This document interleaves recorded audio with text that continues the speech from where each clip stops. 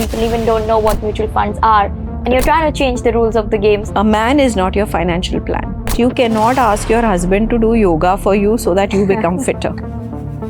Similarly, you cannot ask your husband to take care of all your money so that your financial security is taken care of. We address this time poverty that a woman has. So we simplify her decision making, the time taken to make a decision. Any woman who comes on Lakshmi's platform, how is their user journey like? Every woman today is very risk aware. If she knows where her money is going, she will make an informed decision, which via the community we solve. So she comes onto a community where she sees lakhs of women like her who are talking about money. First of all, just normalizing talking money. Unlike other, financial services platforms or fintechs, we don't onboard women to buy a product. What our value proposition is, join a community of women where you will learn. You come from a legacy family, the Anand Rathi family, you're the daughter of a personality like that. So did you ever have this pressure to build something of that institutional value while growing up? Just for the record, so Anand Rathi was set up by my father, my husband and me together. Zerodha has varsity for education on stocks and what mutual funds are. How would you differentiate your platform versus what Zerodha is doing?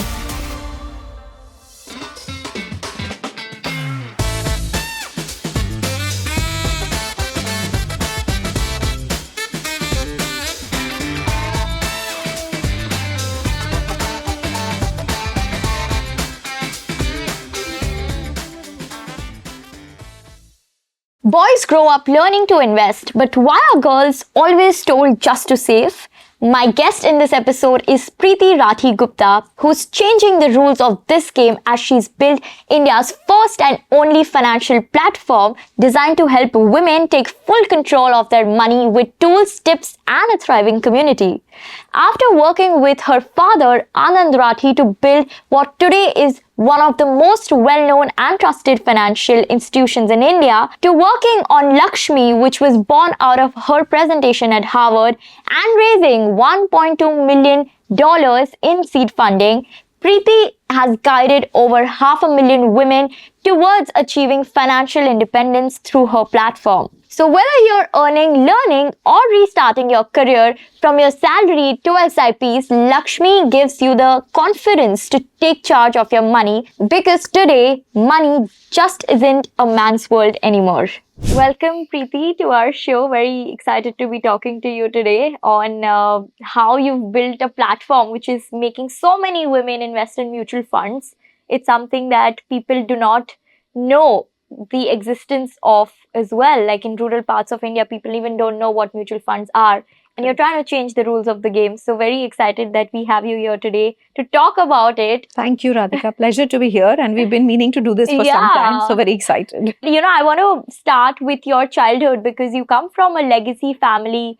You come from the Anand Rathi family. You're the daughter of a personality like that. So did you ever have this pressure to build something of that institutional value while growing up, because you saw your dad being in that state? And when it's in the family, when it's in the blood, you always have that aim and ambition for yourself as well. So how was it with you while growing up? So I think just for the record, I think so Anand Rathi was set up by my father, my husband and me together many years ago. So while growing up, my father used to work with a large corporate. Life was moving from one city to the other every 4 years. So it was not, and we came from very humble background. So it was not, money wasn't in excess. It was still scarcity. I've seen my parents really sort of save and invest. In fact, that's where I think the first sort of seed of understanding how critical it is to manage your money came in from. So really early years were all about adjusting to new environments while, not being extremely, like, I don't remember getting huge amounts of pocket money, etc. And then, of course, as we grew older and then I got married, And then at some point, my father decided, by that time, I'd already set up a stockbroking company. And then my father decided to also leave the corporate world and become entrepreneur. Okay. That's when we started Anand Rathi. Huh. So I think, why did you all go by the name Anand Rathi? Well, because he was a very well-known name he is a very well-known name in the financial world. And I think from the perspective of really creating a brand, it was just the right way to go. So we went, we used the name Anand Rathi. Also, I think there is a lot of merit in, there was a time when family businesses were looked down upon. But in the financial world, in fact, across businesses, right? When the business has the name of a person on it, of the family on it, it stands for trust. Yeah. It says that the buck stops here, right? And that is very, very valuable, particularly for people who are investing their money, right? I mean, if you actually look in India, you'll rarely find any wealth management outfit which is either an MNC really successful. Because the amount of trust that we can place in, when we know that there's a family behind it is very, very valuable. So I think having the family name was very important. And then of course his name, because he's very well known in the financial world. So that was an instant by itself a brand building exercise. Correct. So that's how we started the company. So it was usually firstly into stockbroking? So we had two parts of the business. In fact, the reason we got together and started was that my husband and I, we were doing a stockbroking. We had a stockbroking company. And my father said, I'm very, very interested in financial consulting. Okay. But he also had a stockbroking license from the BSc. So he said, why don't we sort of join forces? You all do the stockbroking piece and I'll look at the financial consulting. So we started as a stockbroking as well as a financial consulting company. And then over a period of time grew it into, we added wealth to our portfolio. We added investment banking. We added an NBFC, insurance broking. So as we grew along, we realized whichever were the businesses that we felt that we have a strength in, we added those to our portfolio. Interesting. And what did you study to get the knowledge of setting up a stockbroking platform? Well, it was actually more practical studying than anything else. So when I was 16, and this is where I give a lot of credit to my father, he sent me to work with my uncle who was a stockbroker. So I worked with him for almost a couple of years. I also managed our own family investment portfolio. And I think that was the practical training, hands-on training more than studying. But unfortunately, all our educational institutions, they definitely give you a lot of theoretical learning, but the practical piece of it is what you learn when you go out to work in the real world. And for me, that happened side by side. It was both my college as well as working on the side. So I think that to me was that equipped me with enough experience, knowledge to do stockbroking. Like, in today's world and how much the market exposure has happened in these years, what advice would you give to someone in their early 20s if they have to set up a stockbroking firm? What are the steps that any 20-year-old should take? Absolutely. So I think firstly, they should start investing as soon as they become 18. Right? In fact, even younger, you can help your parents invest your money, because that's how you understand how markets work. Look, there are 2-3 important things to run a stockbroking company or an investment outfit. One is to understand how markets behave, have the product knowledge, right? Which is, what are the products that you can offer? How does the product behave? What is the right fit? Right fit for a customer? Which product is the right fit? So understanding all of that, and a lot of that you can actually gain by your own experience. And then, of course, there are these examinations that you have to give, like NISM, etc., which equip you with that knowledge. There are a lot of courses now which you can do. Bombay Stock Exchange does fabulous courses. I think NSC also does. They also run an academy. So with the exchanges, you can undertake these courses, which will equip you with product knowledge, as well as, I think what's the most important is the compliance regulation. Yeah. That's almost 50% of being good at your job. Is there any Uh-huh. exam for getting the license also to deal as a stockbroker? Not really anymore. There used to be Okay. when we got our licenses. Huh. I remember sitting for an examination Yeah. to get the membership.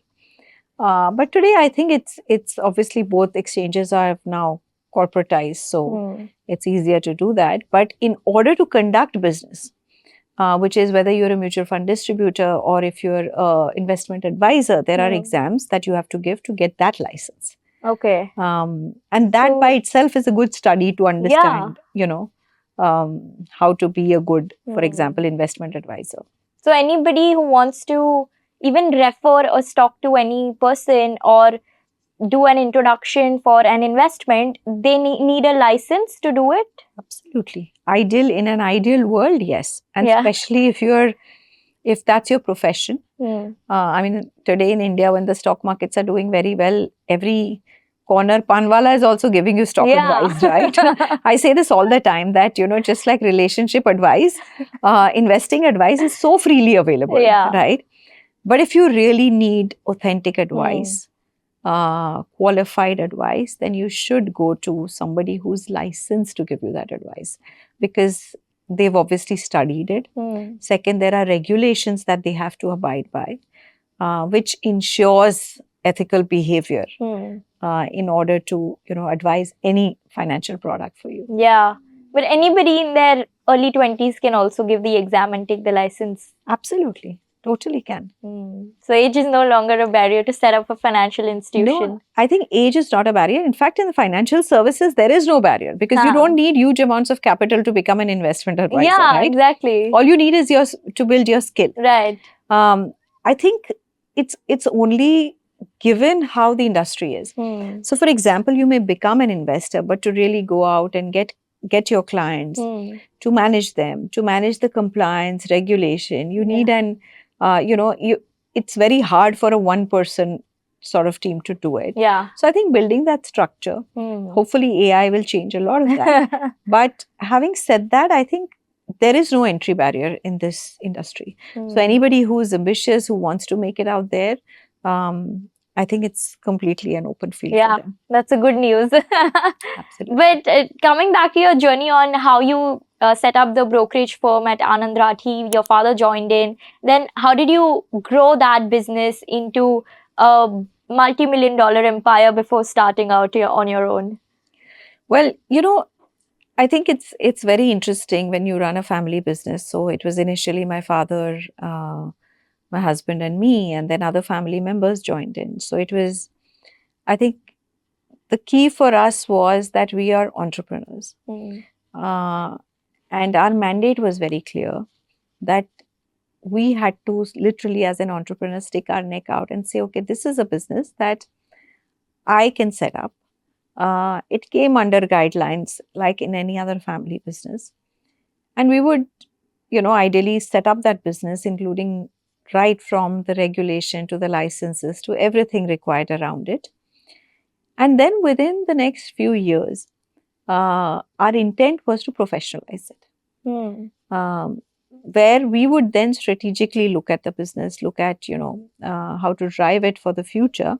But in a day-to-day running of the business, we had an entire professional team run it. So that's how we sort of grew different businesses. Each was helmed by a family member. But we as a family were a board. We always sort of came together and we would take, there was a structure to how decisions on what business, what is the capital outlay for it was taken.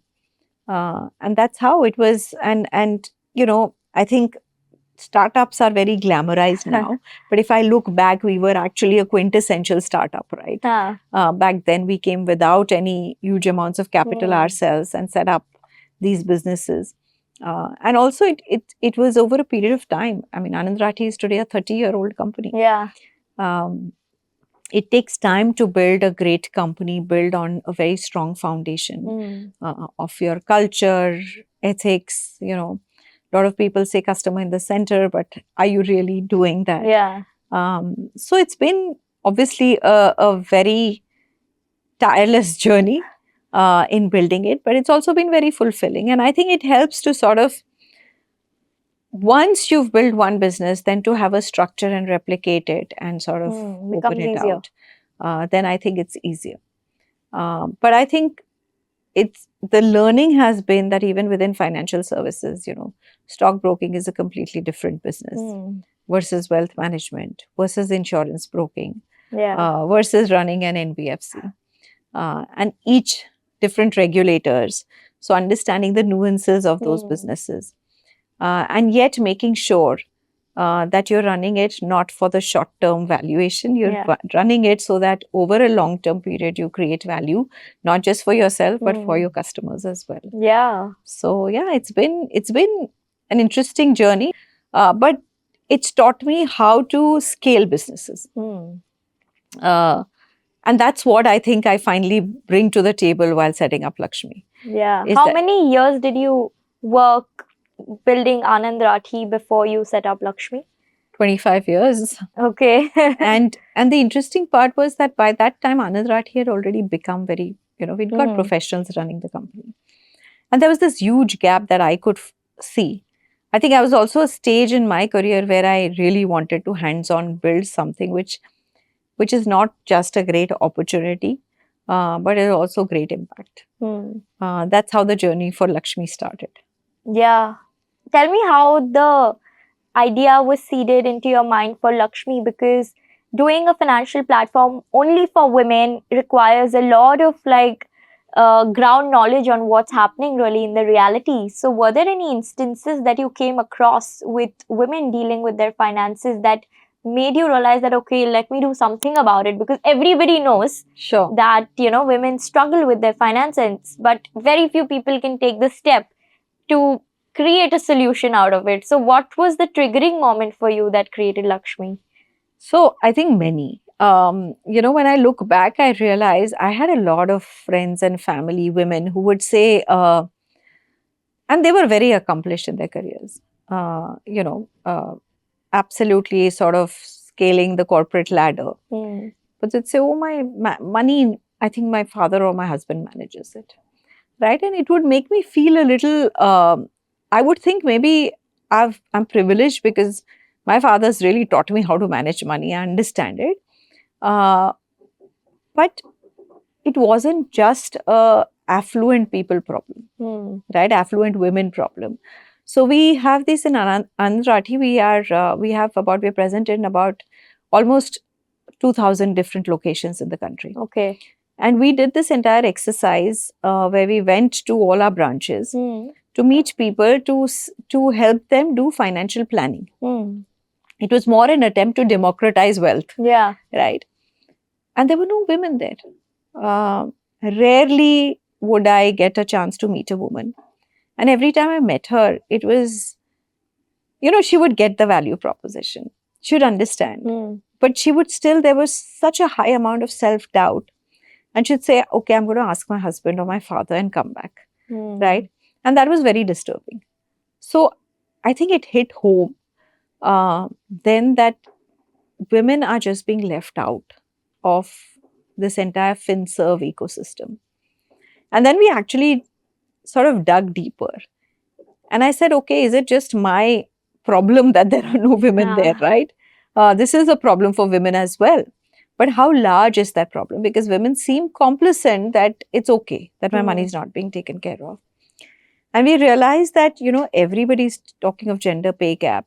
And today, if you look at an average Indian woman starting her career at, say, 4.5 lakhs per year salary, over her 30 years of earning, she loses about 2.5 crores to gender pay gap, right? But she loses close to 5 crores because she's making suboptimal choices with her money. Because her money is going into fixed deposits, it's going into maybe gold, it's being kept in cash. So her money is not really growing. And that gap is huge, right? Then we spoke to a lot of women and we said, okay, not managing money, is it all right? Like, do you never face situations where you wish you had? And about 80% women said, we wish there was a place where we could manage it, which was simpler for us, which didn't take so much time. Because we face those personal and professional situations in life where we wish we had our financial security or our financial freedom. So obviously it was a large enough problem to solve. And then, you're looking at 500 million women in the country who'd want to manage their money.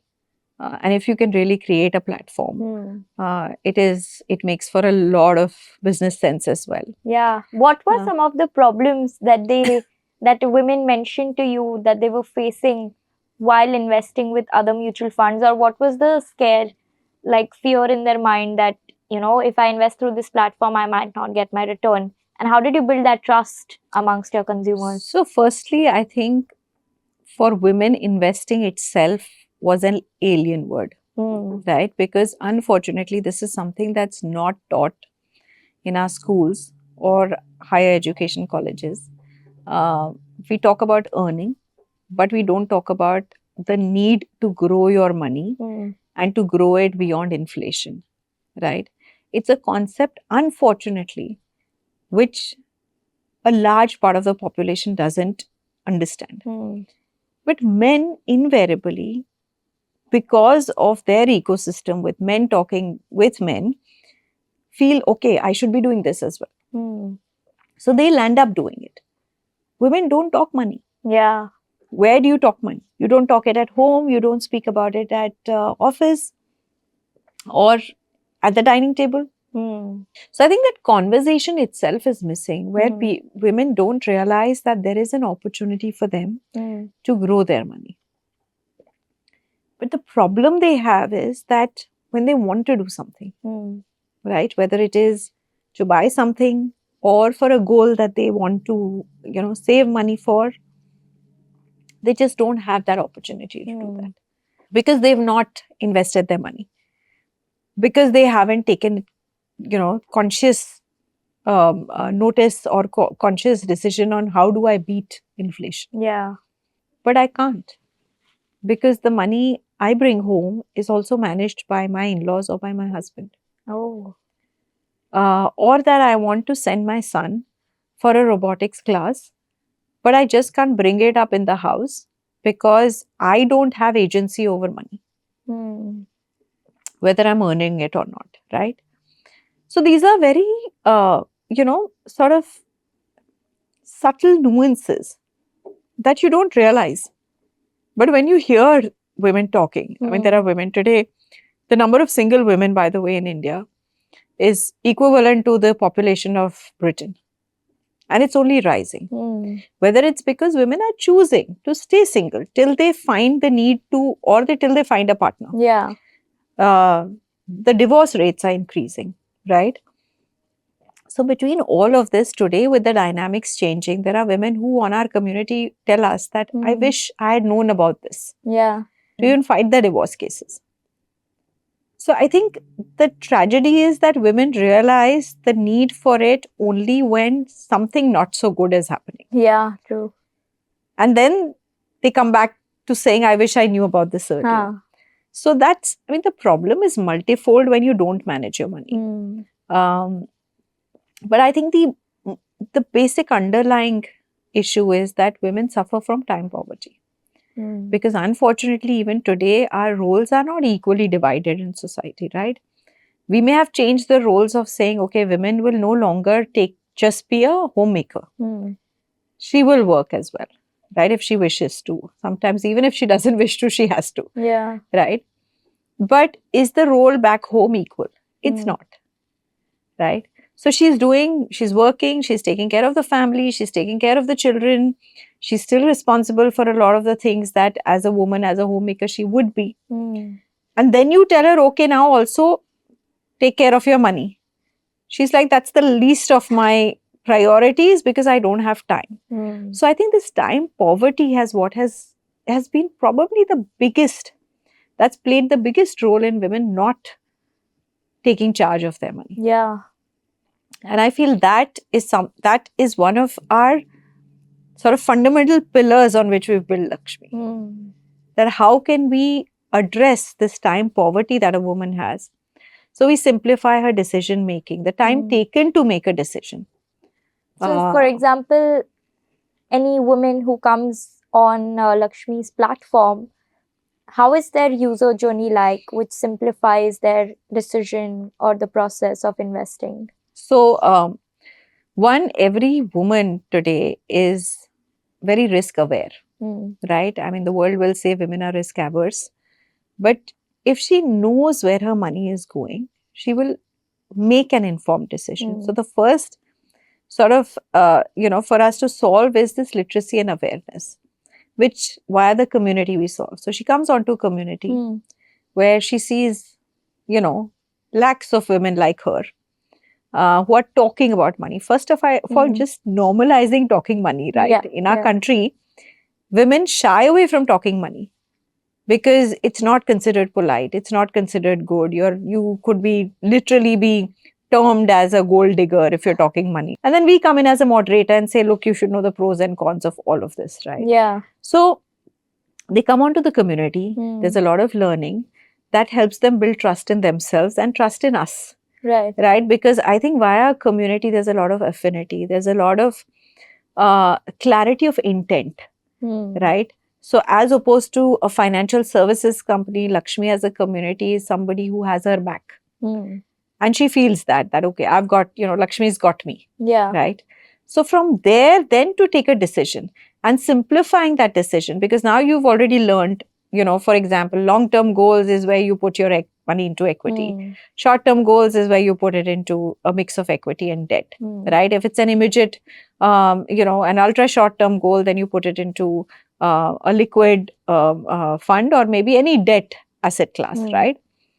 With that, armed with that understanding, when she goes on to make that decision of where should I put my money, it just is simpler for her to decide, as opposed to any other platform which will tell her these are the top best stocks, best 10 mutual funds. And she drops off there saying, oh, okay, I'll research about it because within the best also I want to put my money in the best, right? I don't want to make a wrong decision. So I think combining literacy, powering her with that literacy, that knowledge, and then giving her the choices to say, now that you know, these are the choices based on your goals or based on your time frame that you can do. Oh, is it? That makes it simpler for her, right? Okay, yeah. So she says, okay, 100 rupees a month. Okay, I understand. Now I know what I want to achieve from this money. And just to be sure of myself, I can begin with a very small amount. So that just makes it so much simpler. Right. And then we have very active hand holding through this journey.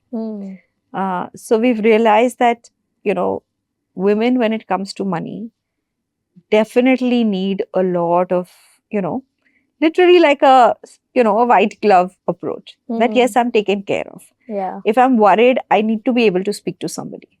So how do they connect with your team if they on have the to app? ask? On the app, they can connect with my team at any time. And like ask for an advice on how they should invest? Well, we are not advisors. So we actually want women to do their literacy and make informed choices. We can guide them based on their goals to say, okay, this is the asset class you should look at. But if they're nervous, for example, markets are very volatile. Yeah. And they're very nervous. Can they actually speak to somebody? And we have an entire battery of women we call money buddies, whom they can pick up the phone and speak to, who will tell them, okay, this is why the markets are volatile. This is how you should look at your investments. Yeah. So it's in a lot of ways, literally like we say, when we tell them we've got your back. But is this call service available 24/7? It is. I mean, it's not 24/7, but it's available from morning 9 to evening 7, 8. And like on a daily basis, how many calls do you see happening? How many women are connecting with you to understand the product? Well, depends on how the markets are functioning. I think if a woman has understood, she's got that knowledge, literacy, then we don't see too many calls coming from her. In fact, the last time when markets were very volatile, we actually told our Money Buddy team that you must call up every investor we have, even if it takes many, many days to reach them. Yeah. Speak to each one of them. Send them a message to say that if you're worried, we're happy to speak to you. Call us up, etc. 90% of our investors actually said, it's okay, we understand it's a volatile time. We don't have to get worried. You've taught us that. We've learned that at Lakshmi. Yeah. If at all, some of them said, maybe is it a good time to invest again? Right? So I think that literacy really helps because they know what they're getting into. So the other apps like Zerodha has Varsity for education on stocks and what mutual funds are. How would you differentiate your platform versus somewhat like what Zerodha is doing, where they are giving more information to users to make informed choices? Well, I think you have to be a user on our platform to know what the difference is. But I think very clearly, look, there's a beautiful book called Invisible Women, which talks about the data bias, which completely misses women as customers, right? Whether it was, and many examples of it, right? There is, the car, for example, the car safety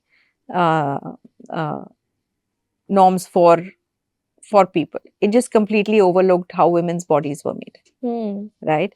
But out of all these biases, the one that affects women most is in the financial services. So when you go to, whether it's a Varsity, whether you go to any sort of platform, right? It is proven thesis that if you have not built that, whether it's literacy or it is the platform for women, you are unintentionally excluding them. Right? So if you read through or if you look at we do these financial fitness boot camps, right? If you attend any of those, it'll tell you the difference on how we conduct it and which is totally suited to the behavior of a woman. We are very clear in our minds that we are not addressing men. We are not gender neutral in our communication, in our literacy, in our knowledge sharing, or the way we build our platform.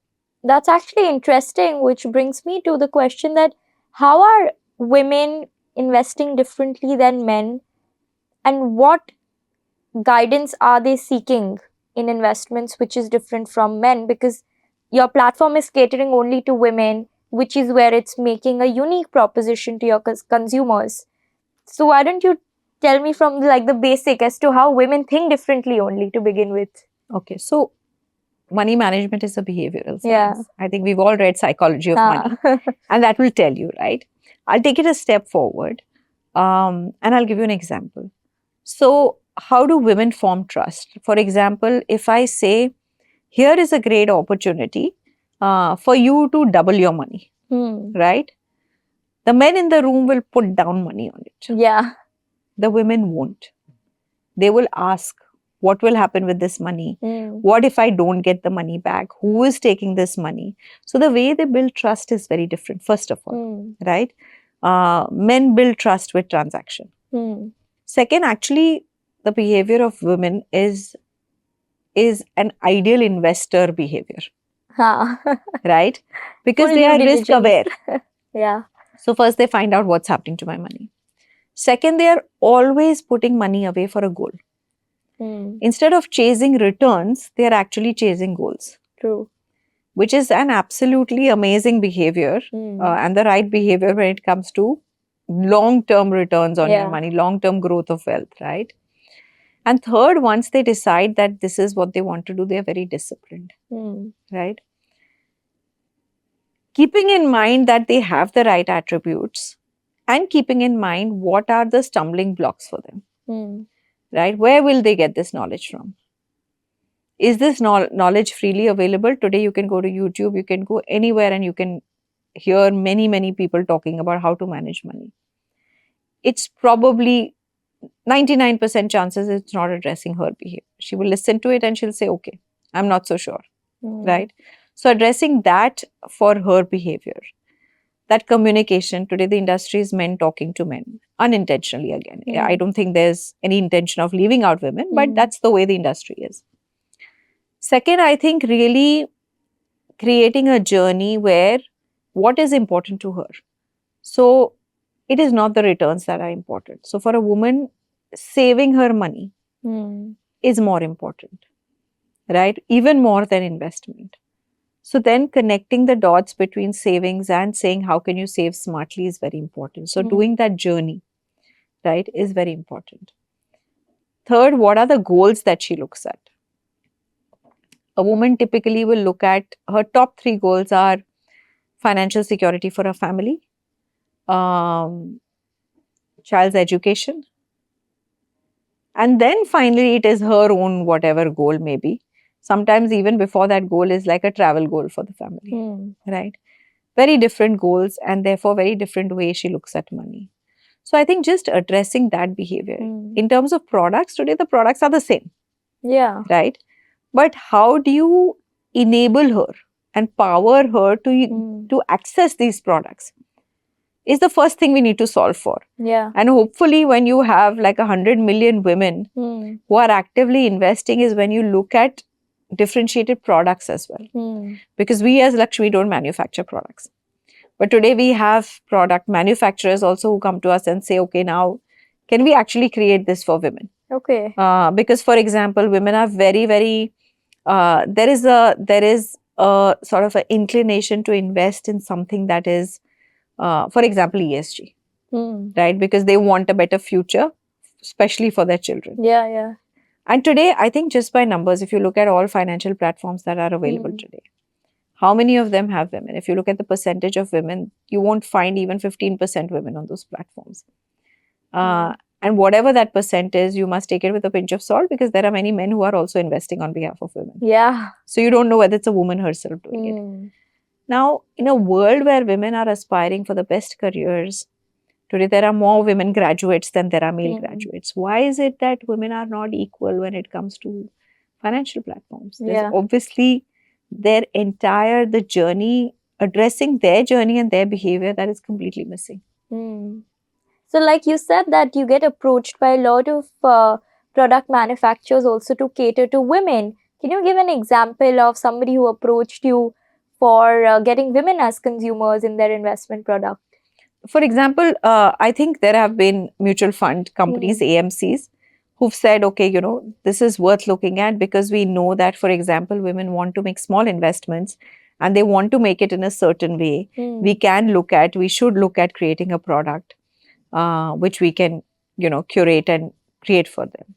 I think as Lakshmi, we've only said like, give us some more time because obviously we need a critical mass. And I think once you reach 100 million women who are investing their money is a good time to say, okay, now it's worthwhile to create a product for them.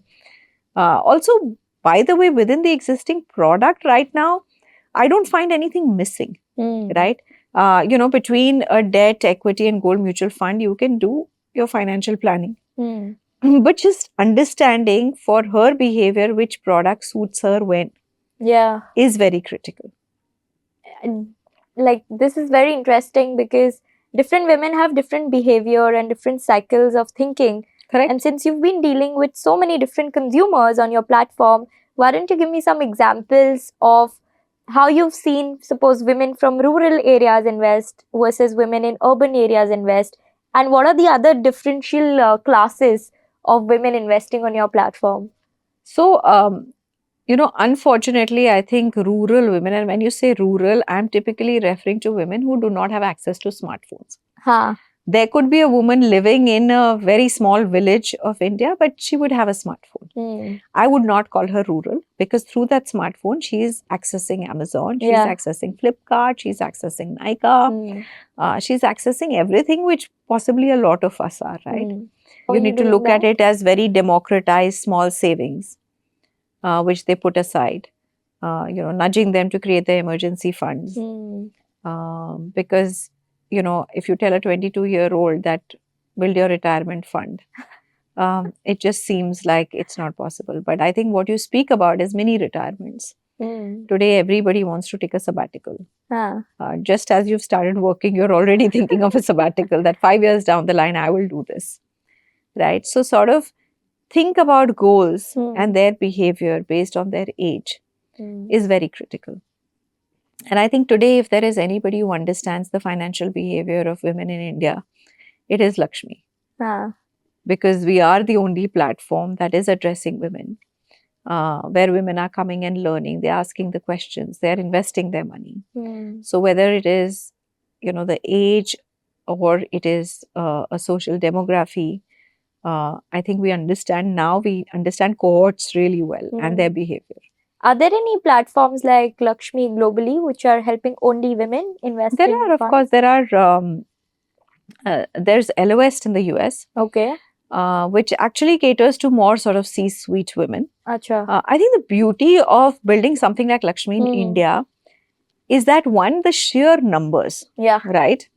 I mean, 500 million, 600 million women, right? Second, the fact that we are a savings economy. Women have savings, right? So even a sort of a low-income woman, from whatever money she has her agency on, she will save some, right?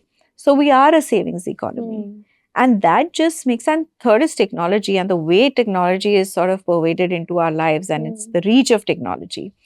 Today, women in India are using, whether it's social media, whether it's WhatsApp, whether it's financial,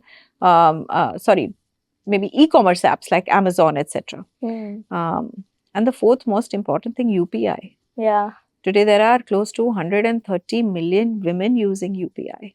Okay. It's it's as near as you can be to accessing or being in the financial product ecosystem once you're using a UPI. So I think therefore building it here is very, very unique compared to, so we have a lot of different parts of the world now women are building for women, because it is unfortunately a global problem. It's not just India, right? But the sheer size, volume, technology, we definitely have an edge to build something like Lakshmi in India.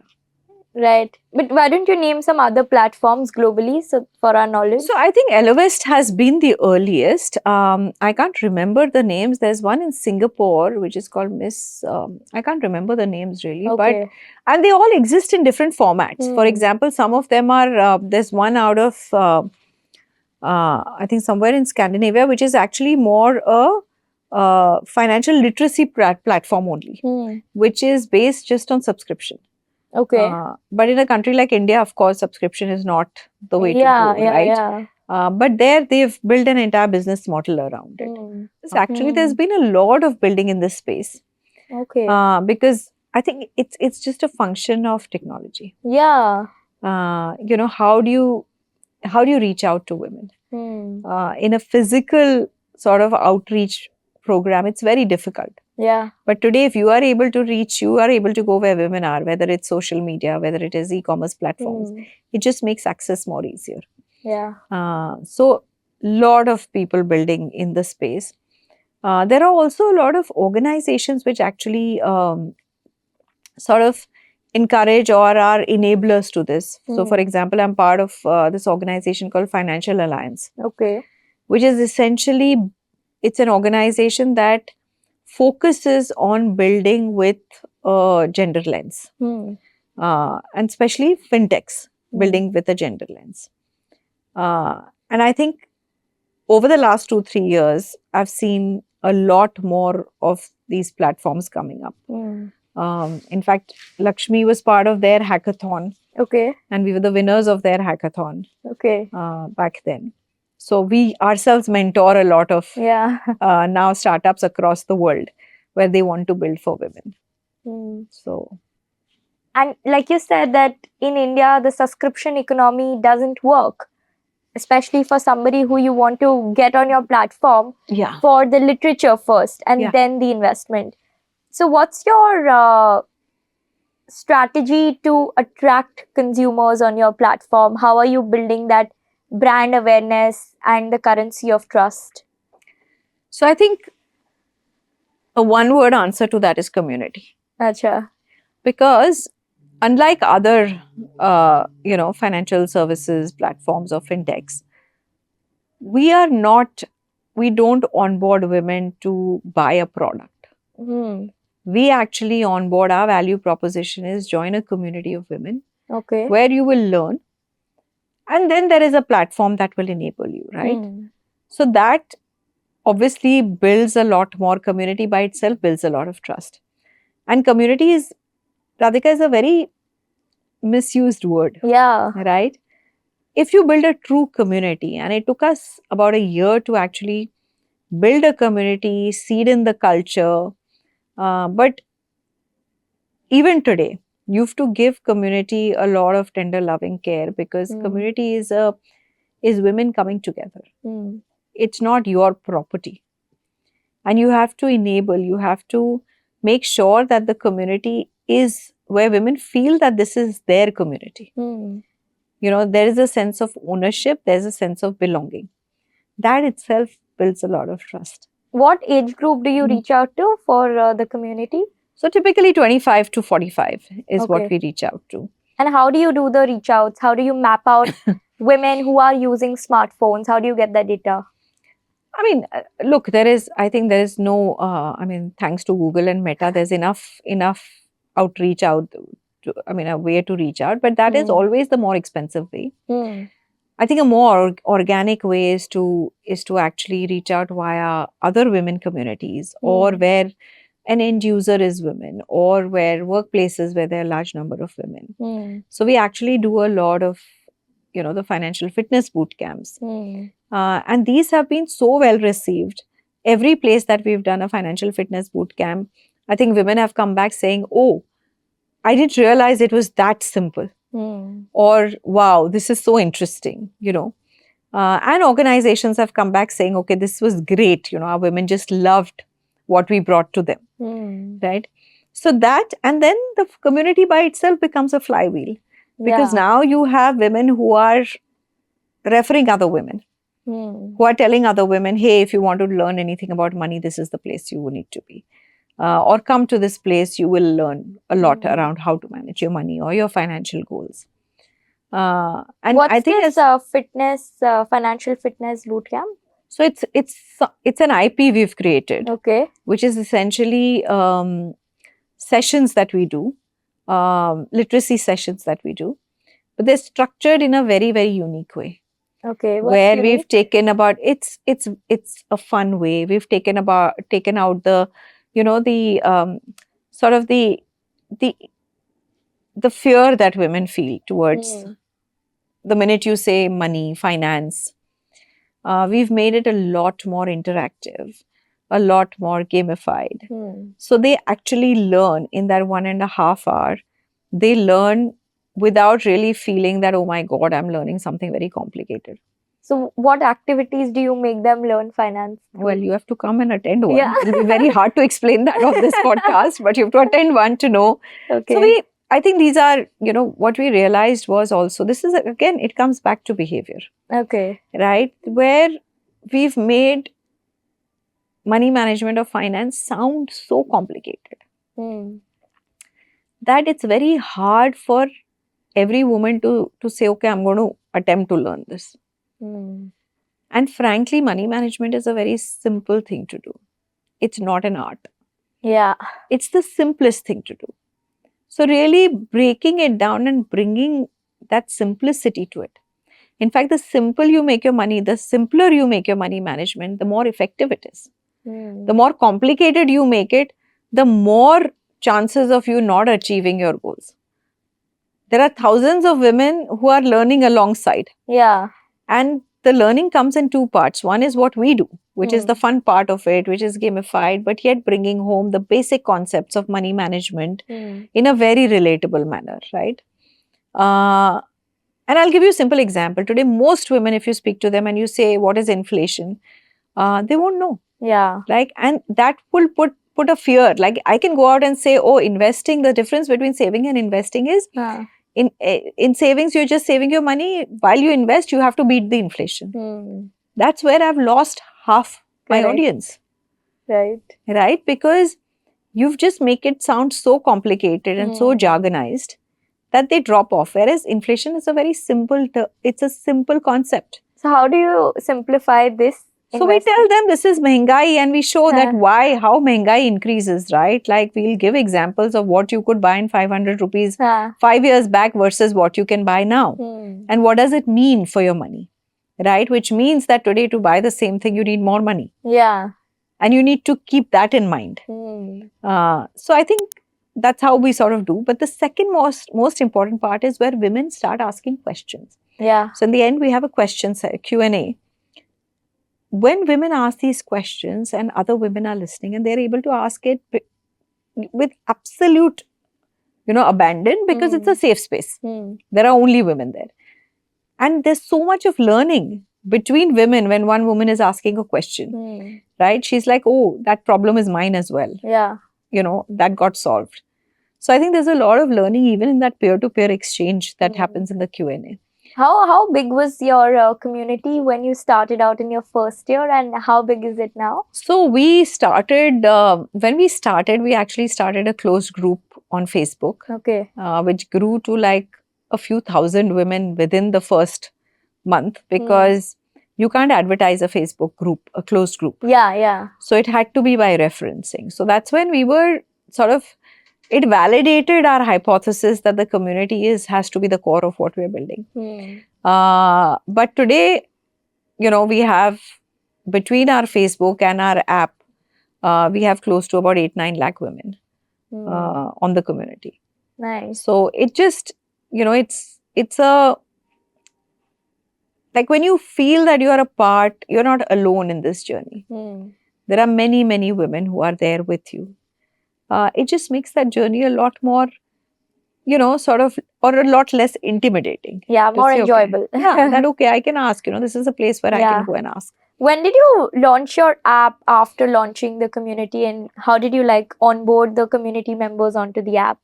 What was the timeline difference? So we built the Facebook community for about a year. Then we launched the app. We launched the app first as an investment app. We didn't launch the community on it first. Okay. And then I think the Lakshmi version 2.0 had community on it, because we realized the power of community then. And then now we have a community on the app as well, because not all women are on Facebook. Yeah. And therefore you needed to open it to the large majority of women who are not part of communities on Facebook. But the DNA of the Facebook community and the app community is very different. Because Facebook is essentially, it's an ecosystem of communities like parenting community, fitness community, lifestyle. That's where a lot of women come to.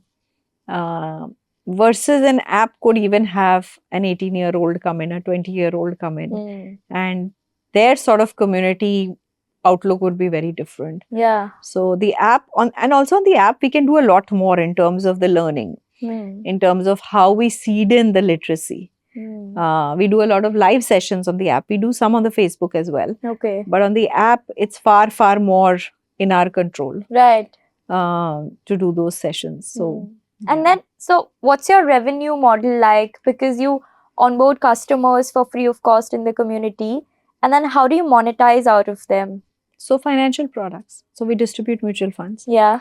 We also are an aggregator platform for lending. So we don't lend on our books, but we have partners who lend. So our monetization from day one has been clear that it is the financial products. That's the business I know. That's the business that I've done for many years.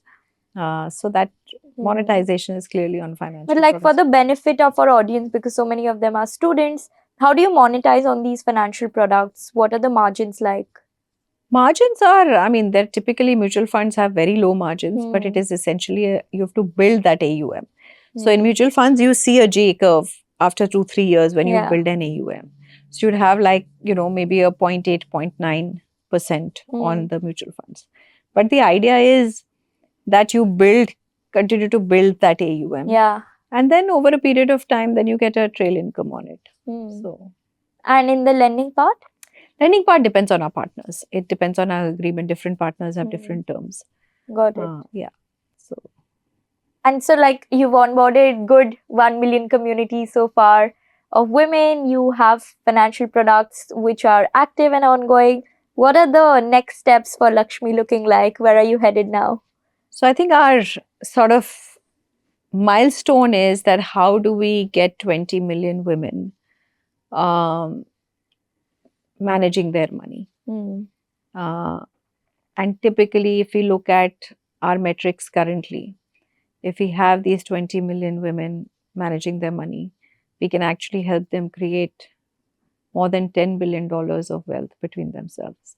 And that sort of moves the needle. So that's one. Second, I think we've realized that women want to do all things money at one place. It's very difficult to have different apps to go to, different places to go to, different things. So how can you make that entire all things money journey for them very intuitive, very time saving, and all at one place? What it does is it helps us know her better across her behavior on everything that she does on the app, but it also helps her that we know her better, right? We are able to then literally hyper personalize her journey because she realizes that, okay, Lakshmi understands me, right? So I think that's our aim, where we are all things money for a woman. Have Anything you like- integrated AI in Lakshmi yet? Of course, we have. And what is that like? What I mean, AI is hygiene. I think today I don't think there is any business which is not integrating AI. Yeah. Which is essentially where you understand behavior and then you are able to. So we don't use it to give recommendations as of now because it's and you too don't early. believe in chatbots either? No, of course we use it as chatbots as well. We use a lot of AI to help us support our our sales and support staff. Those teams, they really sort of helps them save time. Yeah. We use a lot of AI in our content creation because I think that's one place where it's sort of enhances productivity. I want to also touch upon this segment of women and finance. Yeah. And just talk about this nice girl syndrome that is being talked about a lot when it comes to managing money. In fact, there are even books which say that nice girls don't make richness. And there is actually a book called this. So I want to talk to you about this thing, that people who have been grown up in a very conservative environment from their childhood and have been obedient, do they become better money managers? If not, what can they do? I don't think obedience has any role to play. To be a good investor, you have to, money management or talking about money has to begin when you are young. This is very contrary to what we've been brought up believing, right? Parents don't talk money in front of children. Yeah. Right? They will shoo the children away. Money is not a dinner table conversation.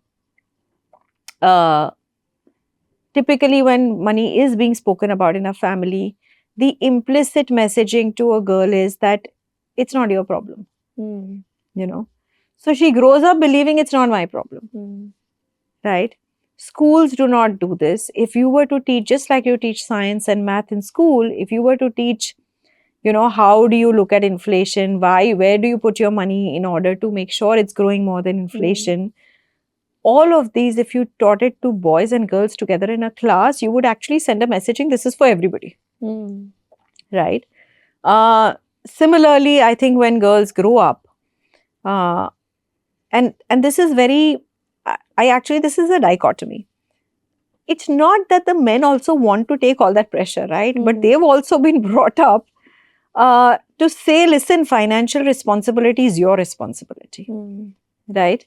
So every time a girl even says that, okay, I want to do this, they're like, don't worry, I'm there, no, because they also have that pressure, right? Yeah. I would believe they say it out of that pressure. But I think just seeding that thought in, and I'm not saying that you should talk money all the time, but a family should sit down together and talk about how they save.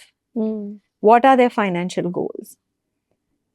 In today's very materialistic world, there's so much peer pressure on children to buy things all the time. If the family sat together and said that this is how we look at saving, because these are our goals, We have to save for these goals. This is where we, because money in a bank versus money in a financial product, this is how it grows. You should look at it. But why you should also have some money in the bank as well? How do you diversify? All of these things are very easy to have conversations in. And I think there is nothing not nice about it. So I think taking that away, and then I feel this whole judgment piece, like you said, nice girls don't make richness, right? I think it's more in our heads than it is anywhere else. Yeah. I think because we have been oriented. And every woman needs to know that it is as much just like she looks after her physical health, her mental health, she needs to look after her financial health. Yeah. Right? You cannot ask your husband to do yoga for you so that you become fitter. Similarly, you cannot ask your husband to take care of all your money so that your financial security is taken care of. You're lucky and you're privileged if you have great family members. But having said that, your financial security is your responsibility. That's actually a very great analogy that you put it out there. Absolutely. And you have to ensure there are a few things that every woman has to take charge of. Her emergency funds, right? Her retirement fund, her financial freedom, so that she doesn't have to depend on anybody. Yeah. If, at least financially, if anything happens, right? Yeah. And unfortunately, most women go to sleep with that worry. That what if I don't have money tomorrow? So this is something you have to take charge of, and I think it only makes you a nicer person because you're a more secure person, you're a happier person. So you should be doing it. Yeah, I'm very glad that you're speaking about all of this, because so many times we think that women will have this basic knowledge, but they don't. Like recently I was sitting with my friend who was having one celebrity also on the dining table who was a friend of friend. She's extremely well known, but she really didn't know what demat account was. Yeah. And like we were all shocked that how do you even not know what this basic thing is? Yeah. So although it might look like she's very focused on her work, but this is like a basic knowledge which This is even hygiene. she lacked. This is hygiene. Like you have to, just like I said, you look after your physical fitness. You look after everything else about you. This is something that you have to inculcate. Yeah. But can you blame that girl? Probably not. You have to understand that she comes from a place where families have not spoken about it. School has not spoken about it. People around her have not nudged. So I truly believe, Radhika, that men are a very important part of this conversation. And I keep giving this example that I'm very privileged that my father insisted that I understand how to manage money. Yeah. Right? Unfortunately, a lot of my friends didn't have that privilege. Right? But for him to insist made so much of difference in my life. Yeah. And therefore, I think every father, every husband, every son, every brother needs to be part of this conversation. True. I give this example very often, and it's not that men don't want. Men are also very happy because given we've had a COVID, men realize that they want their families to be financially secure, their children, etc., their wives. And, I go back to when we started Lakshmi, and we had this post which said, a man is not your financial plan. It was aimed at women, but we had more men liking it because men are also saying, that I want you to bear this load or be an equal partner in this. Because being financially secure is something that empowers you. Yeah. And I don't think today men think, that they are the only think providers. Differently. Yeah. To be fair, there are even today parts of the country where men do not like to share financial information with women. Which is where I think the women need to, and we see this in our communities, we see these conversations where they don't know how to bring up the conversation of money.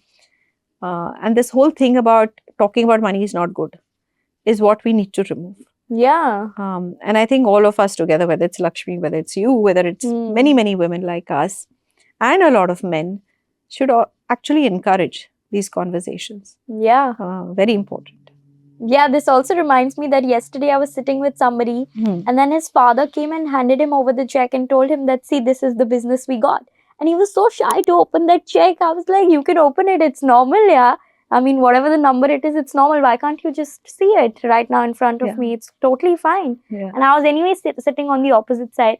Then he later told me, but how can I just see what money I got in front of you? I'm like, it's quite like normal. Why are you making it so obvious? Correct. And this is the smaller things that we are also facing as a society, that you just don't want to be seen with money or talk about money in a social setting. Well, I think that is fair enough. That I would agree to, because money is an enabler. It is not something to show to the world.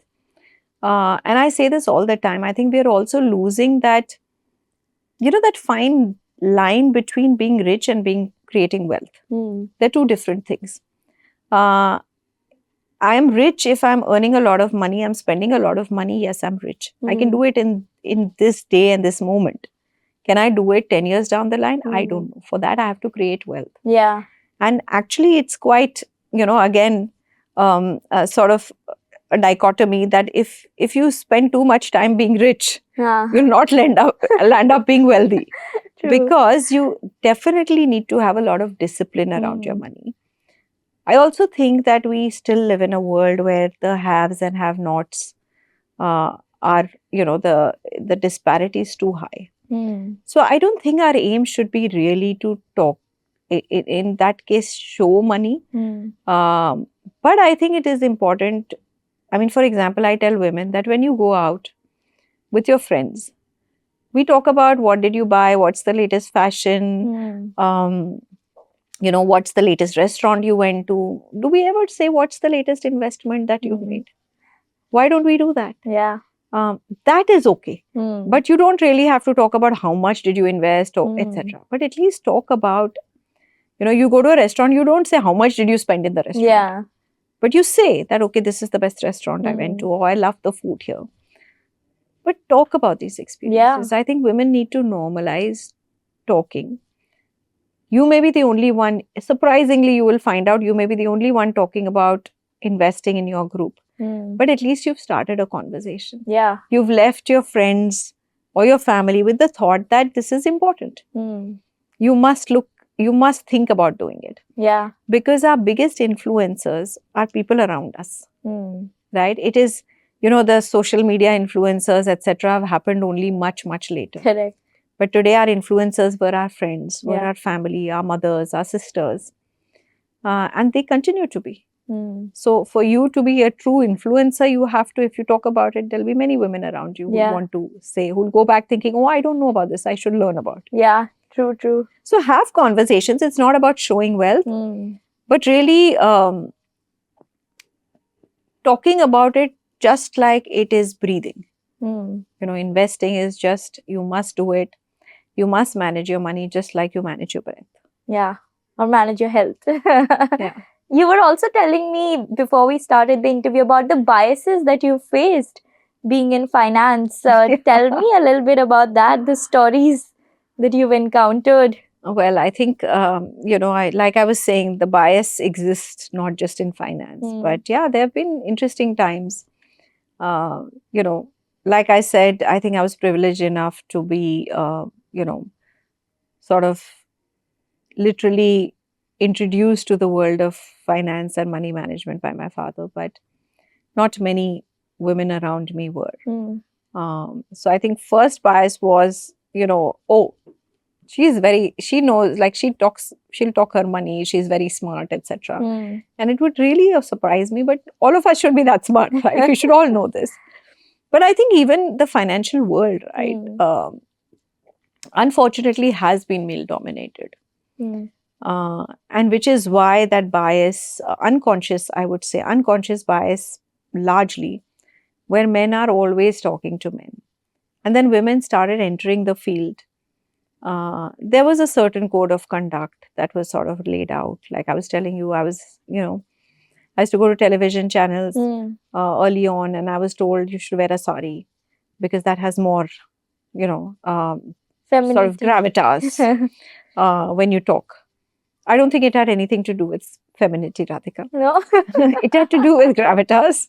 That, okay, because typically in everybody's mind, whether it was women bankers, whether it was women in finance, were always wearing saris, right? Mm. So I think all these biases existed, but today we are breaking all those biases. And I think I feel that those biases exist more in our mind today. And it's important for us to remove those, to bring your most authentic self. Because, today when for example, I write a lot on LinkedIn. And when I write and I say that, I love fashion, I love food, I love to cook, I do finance, right? It brings home to a lot of women out there that this is normal. Mm. You don't have to be, you don't have to exclude things out of your life. We are women, we are multifaceted, Mm. and we should own that. And it doesn't make you a lesser person, whether it's being a finance professional or being a mother or being any of that. Yeah. I think owning who you are and knowing that you're putting your best foot forward in everything that you love is fair. Yeah, true. So I think that's the only way to sort of break bias. Because I also feel that it's not, a lot of people would say, okay, is this, if you're sort of breaking the rules, it's rebellious. And for me, it's not. It's actually, it's a, revelation of who you are.